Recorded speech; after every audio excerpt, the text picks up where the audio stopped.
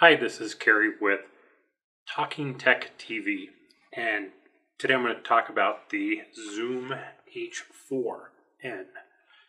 Now, you've heard me mention the Zoom H4. That's actually a previous model, and I use it quite a bit for some of the audio things that we do.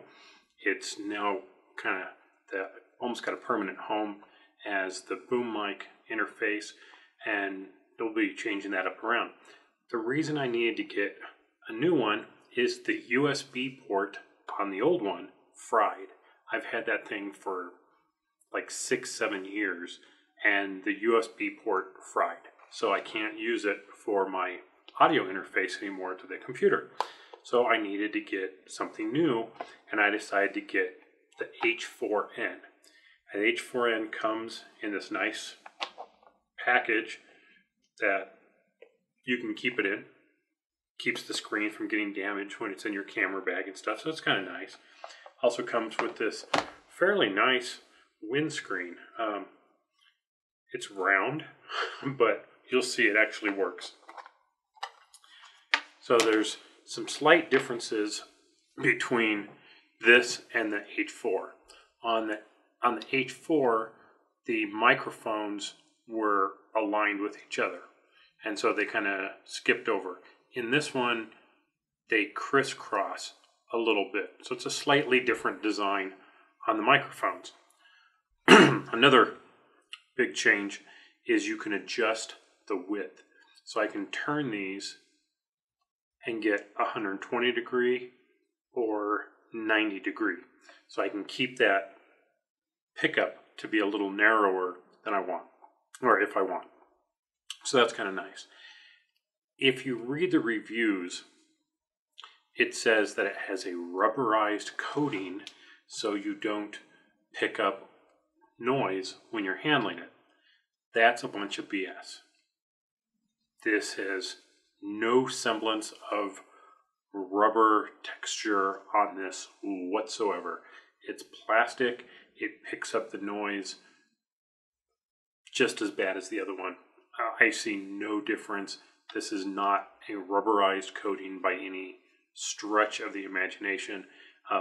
According to one report, that added to the shock absorption when you drop it.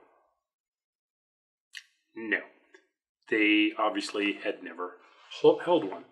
I have one in my hands, and I can attest it is not a rubberized coating. So there's that. So that's kind of a problem. It's not a problem, it's just miscommunication with other reviewers, I would say. Now, a couple things that I really like about it.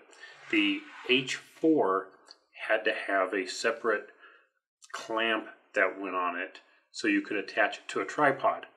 This one, it's got it built in. Very handy.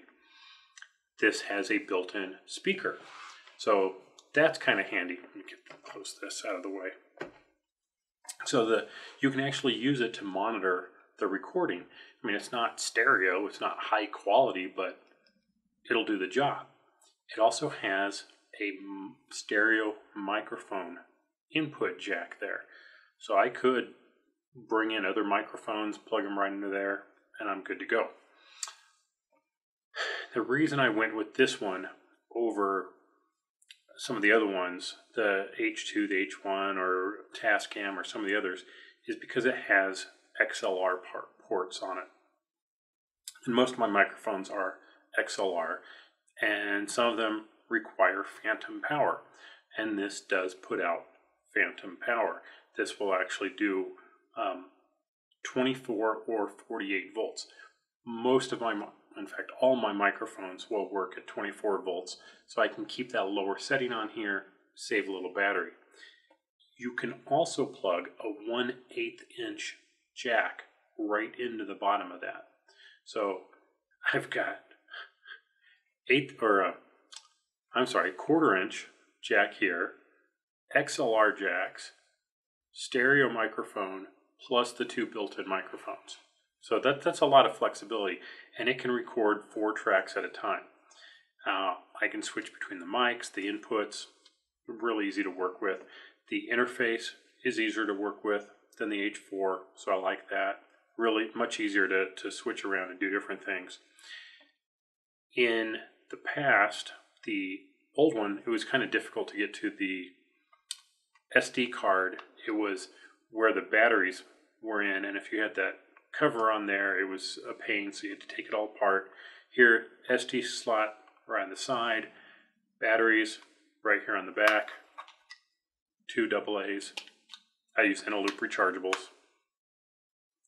And again, in the past, you had microphone, input 1 and input 2 sliders on the side for low, medium, and high gain.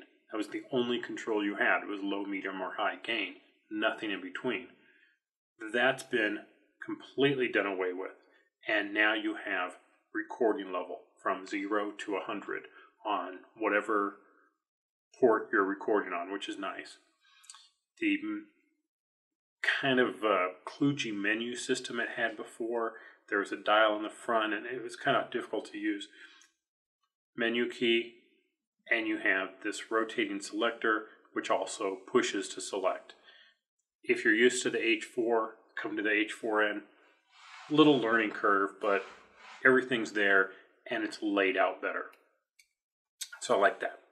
On the other side, we have a remote port. That's kind of cool. And it's only, I think it's like $24. So you get this wired remote, which basically takes all the controls on here and allows you to be several feet away. So you can have this up on a boom somewhere or out of reach and still be able to control it. So that's kind of neat. It has the headphone jack on it, and you can use that as a monitor, so it can be live, so you can check your volumes while you're recording, or turn that off just for playback. Volume, up and down control, the USB port, and the power switch. So you just hold it down to turn it on and release it. Same thing. It's kind of a soft switch. So that's kind of nice. Works really well. As for the windscreen, just pop it right on.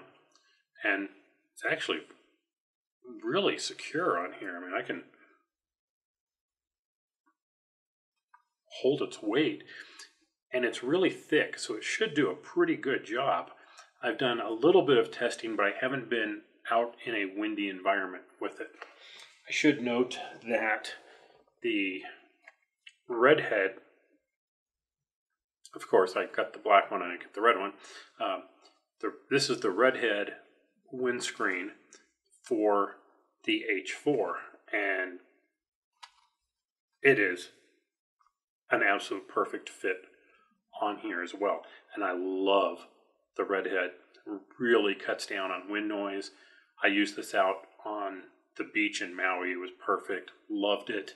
So big fan of the redhead windscreen, but I will get out when I get a windy environment and I'll do a comparison of the two to see how they go. So if you're looking for a field recorder that has all the bells and whistles, has the built-in mics, input jacks, XLR, phantom power, easy to use, and isn't going to run you $400 or $500. This was under $300. I think I paid $273 at Best Buy. So this is a great unit for doing all of those things combined. So check that out. There's links, of course, in the show notes and on YouTube in the description, so you can check all that out and look it up to your heart's content. I think you're really going to like it. Now, downside. As good as it is, the amplifiers in here are not as good as they could be. So they're probably going to be good enough for pretty much everything that I'm going to do.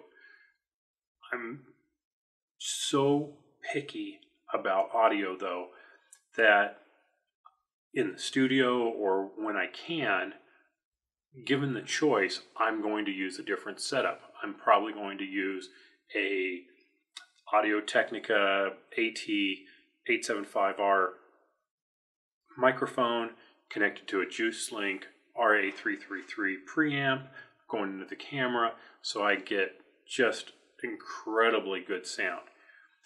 If I'm doing interviews, if I'm in a trade show floor, this is perfect for that, because you don't need to wipe out that ambient noise when you're on a show floor.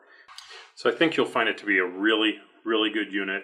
It's under $300, so it's going to be really good. It's just not going to be phenomenal. If you're looking for phenomenal, you're going to spend more money. If you're looking for something that's going to do you really good in a good variety of situations, the Zoom H4n could really be a good choice for you. So check that out and let me know what you think. If you use it or if you have a better solution, post it in the comments. Let me know what you think. This has been Kerry with Talking Tech TV. We'll talk to you later. Bye-bye.